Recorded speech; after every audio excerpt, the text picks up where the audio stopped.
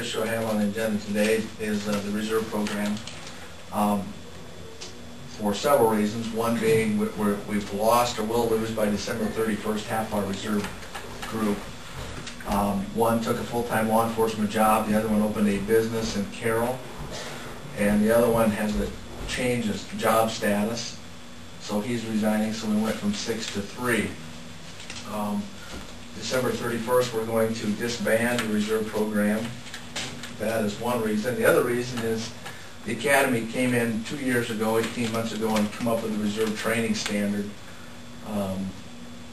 They gave 5 years for existing reserves officers to meet this standard to become certified, 18 months for new people.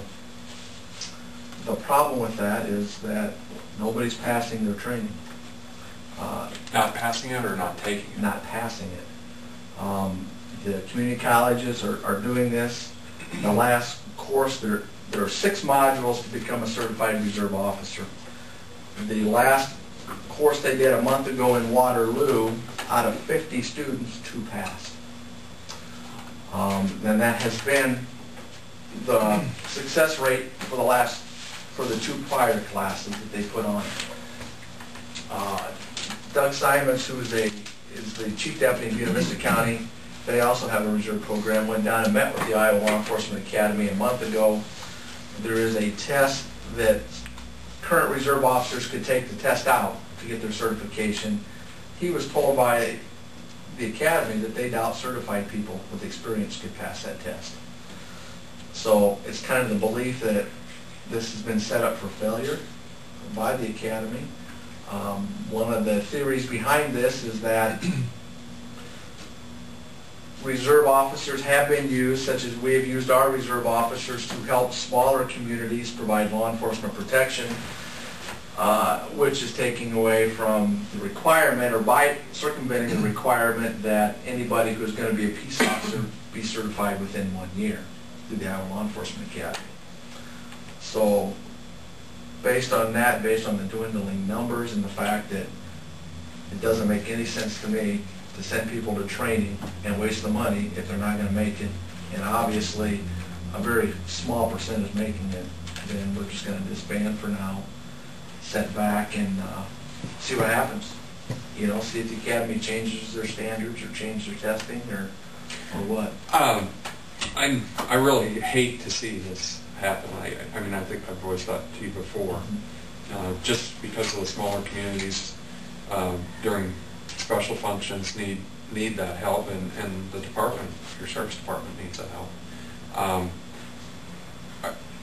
The standard that's been set, is that done by code of Iowa, or who's actually setting the standard? That it either went through a legislation or it went through the administrative rules. I think it's an administrative rule change. You know, and again, you know, I agree with you. I hate to see it go. I really do, because they do a lot for us. They do 85 or 90% of our transports. They logged over 1,000 hours last year, helping us and helping other departments within the county. On the flip side of that, this is what the State Reserve Officer Association wanted. They're the ones who pushed this whole thing. They wanted a certification. Some of that I understand, because you can go through all the training here in Sac County, and if you move to Woodbury County, you want to get on their reserve program, you have to redo all the training. It doesn't follow the officer. So the standardized training is a great idea. I don't think anybody opposes that. It's just the requirements are put on. I mean, if 2 out of 50 aren't passing this, either it's way too difficult, they're cramming too much stuff down their throats in 16 hours, you know, or these people just plain aren't smart enough to make the grade, which I doubt. So I guess my personal thought is that I mean, I don't think we have any choice at this time, but if they do open the door to a more reasonable level later on, I would sure like to see if we continue to get in. Yeah, absolutely, so would I, you know, I just can't see spending the money to send them to Waterloo for a weekend and spending the motel and meals and training for, if they're not making it, you know. Still got Dale's in here, it's gonna be good to get some of this in. You know. Possibly you should probably talk to some of the small communities that have been using these reserves and explain it to them. I had one of them was kind of bitter about the reserve program being done away with because they were using an officer. You know, I have spoken with them. I've spoken to every agency that uses these, and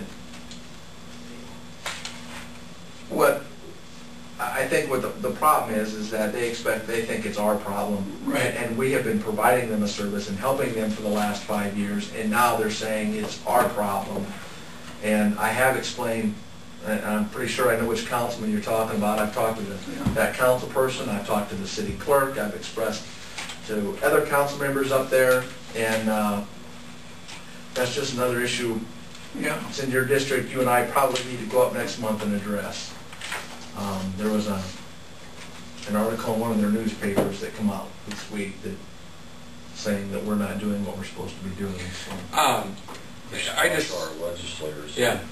It's just like out the landfill, they let administrative rules, you know, a small group of legislators make these changes. And then we all have to live. Just thinking about that, in our homeland security and stuff, and with thoughts of the public health board and different groups like that, you know, if I think those people are really needed, because there may be a time of quarantine or those kinds of things that we just are going to need the help, and I'm really disappointed to see what's happening, because I think there is going to be a time when we're going to really wish we had them, and I hope they change their rules. Yeah, you know, and like I said, they're forcing their hands on a lot of people. I think Buena Vista County is on the verge of disbanding. I know Ida County's down to one, and speaking with Sheriff Harriman, they're talking about pulling the plug on that too, and it's just it's really hurting us, you know. With that said, I understand the standardized training and testing. I mean, I think we all can agree with that. How do they respond? What are they suggesting we do in a time of need then? The academy? Yeah. They're not saying anything. Nothing at all? No, it's, to my knowledge, I've never had a conversation with them about it, but this is their standard, this is what they want. This goes back 2 years ago. The director of the Law Enforcement Academy, Penny Westfall, had come out and had area meetings, and we went to a meeting in Storm Lake, and you know, it's even gotten so ridiculous that they're more set on your education on teaching than they are the curriculum. As an example, to me, the Iowa Law Enforcement Academy sets up the curriculum, and they give it to you, and you come and you train us, and we pass the test. What difference does that make? Do you guys have a problem with that? They do. I can't teach laws of arrest, search and seizure on their curriculum unless I'm an attorney. Wow. You know, they have three. They have a general instructor, a specialty instructor, and then an advanced instructor. You know, defensive tactics or use of force. You know, again, they write the curriculum, they write the course, but only an instructor. Like, as an example, I'm a firearms instructor, so I can teach any course that would have anything to do with use of force.